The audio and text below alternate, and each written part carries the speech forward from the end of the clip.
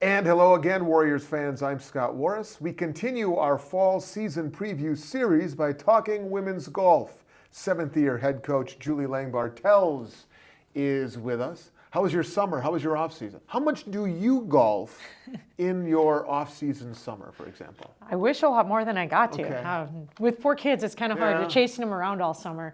I mean, the other night we're just hitting balls in the backyard, but I get that opportunity, but Okay. not a ton of actual get out on the course with the kids. You think any of the kids will be golfers?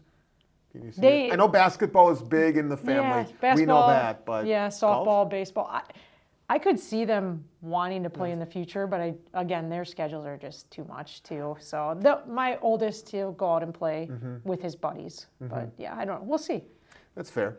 Last year, finished third at the NAC Championships, tied for the highest finish ever. Kind of a transitional season, though. I mean, you lost a lot of talent, a lot of seniors graduated. There's a bit of a youth movement in the women's golf program right now. With that type of transition from a roster perspective, how'd you go about approaching the off season, getting ready? Yeah, I think the biggest thing is just try to bring in a large group of freshmen to compete. Freshmen who love the game, want to get better consistently over the next couple of years.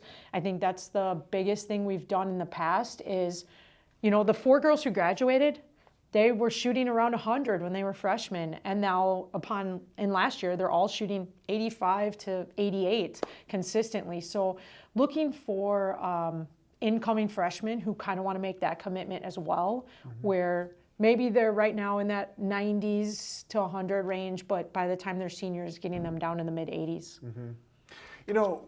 Coaching a sport like golf, I'm always curious, how do you approach it from the coaching perspective, whereby you want interpersonal competition, but there's also the team element and rooting for one another in the overall team score and team competition. So how have you found threading that needle is done where, you and I are going to battle, but we're also rooting for each other? Yeah, in the past, it's never been an issue. I just have had such great leadership, and I really haven't seen any issues with that this fall either. The whole first week is qualifying, so we played 18 holes pretty much every day, and, scores counted. But I didn't see any, hard feelings or anything like that as they were playing. We have mentors this year, so I have 6 upperclassmen and 6 freshmen. So matching them up, an upperclassman with an underclassman, helps bridge that gap, I think, where, hey, I'm going to help you too. I'm going to help you along and help you be successful not only in the golf course, but also in the classroom and in life on campus. How did you do that? Did you kind of match them up based on maybe personality traits or how they would maybe complement one another? Correct. That's what I tried to do. Right. Obviously, with incoming freshmen, you don't know exactly, but that was my goal in matching them up.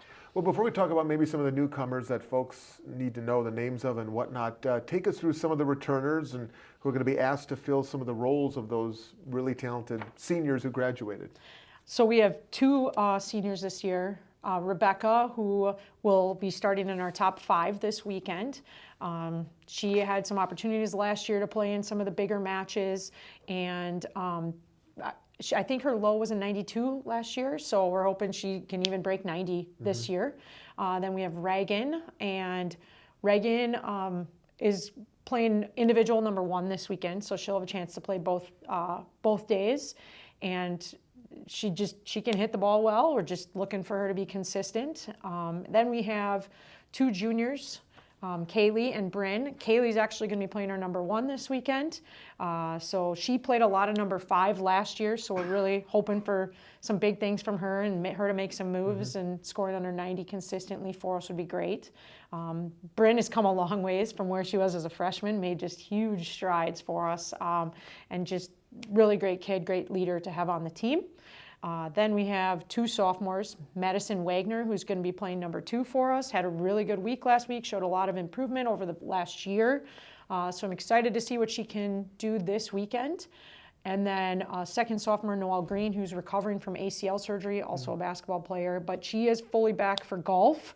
And again, just looking to see her make a lot of big strides this year. Yeah, you mentioned this weekend, Friday, you'll be in Bristol, the Battle on the Border, which is usually one of those early season competitions that kind of gets it all going. Okay, so we've already talked about the youth movement that's underway, and a lot is being asked, of these freshmen. And how do you set the tone early with freshmen before we get to some of the names? In terms of maybe the first time you address them or the team as a whole, what is the tone you want to set, and how do you do that? I want it to be competitive. Right. I'm a competitive person. I want that competitive spirit to live amongst the teams.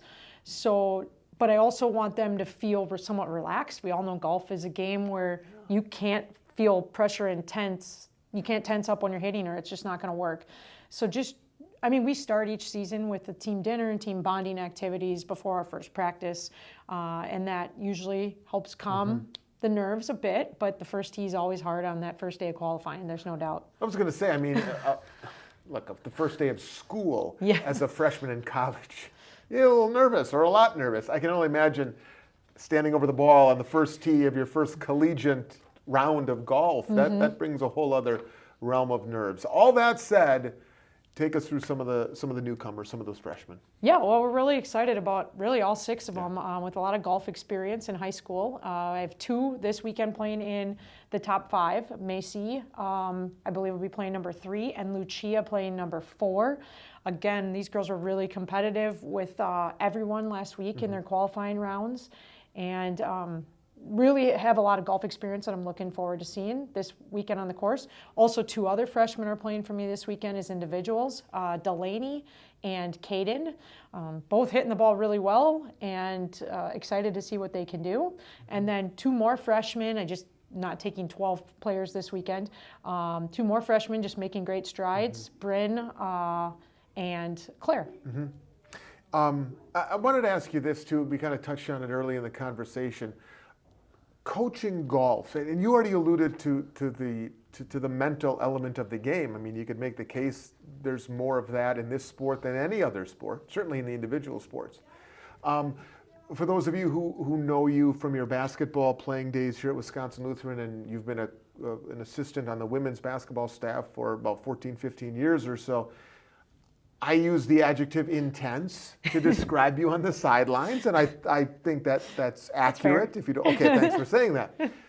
But you can't coach that way on the golf course. So I'm curious, from your perspective, knowing who you are and how you're wired, what type of a challenge is that for you to alter your coaching style when you're in golf mode versus basketball mode? That fascinates me. Yeah, it's really different. Thankfully, I grew up playing golf and basketball simultaneously. Excellent high school golf.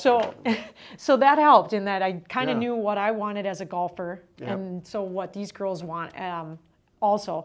But I do like to set goals for them, for both individually and team goals, and then kind of check in with them at the 9-hole mark in a competition and see how far are we on for meeting our goals if we play the same in the back 9. I've been known to give pep talks at the 9-hole mark. Some people like them, some people don't. And just really trying to encourage in positive ways because, like you said, negativity and golf just don't go hand in hand. Yeah, absolutely. Okay.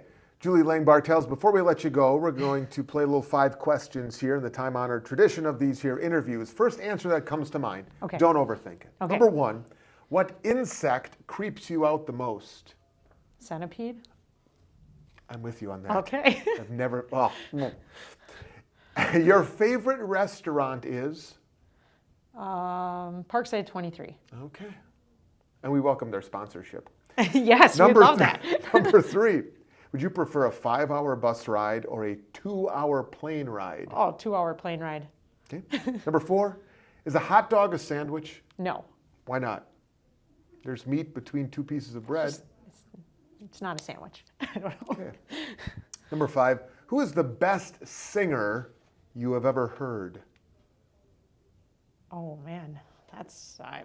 Either in person or just listening to their music on your device. Yeah. Best singer? I don't know. That's a really tough one. I'm Really? not really into music that No? much. I I listen What's to the like best Christian I'm music. gonna have a caveat. I've only been to one concert ever in my whole life. And it was? TLC for free because it was being played at Wright State University in our gym while I was there practicing. Was that at the Irvin J. Nutter Center? It sure was. Oh, okay. And your bonus question is, and we kind of alluded to this, so this is good. What does Coach Langebartels, in your golf coaching hat, what does Coach tell your all-state top 5 finisher in Wisconsin high school history golfer self? If you could coach yourself then, what are you telling yourself as maybe you're standing over the first tee? Coach Julie versus player Julie. Just play smart. Just be intelligent. Don't if you get yourself in trouble, don't panic about it. Accept a bogey on that hole and go for par or birdie on the next hole. There you go. Staying positive. It's important in golf. As we've alluded to, Friday down in Bristol, the Battle on the Border, that's when the women's golf season will officially get underway. I want to point out that on September 13th, that's the WLC invite at Dretska Park. On the 26th of September, then the Triangular, hosted by the Warriors at Curry Park in Tosa. All the information and to follow along, WLCsports.com. Julie, thank you. Best of skill as you get it going. And thanks for watching WLCsports.com. Thank you.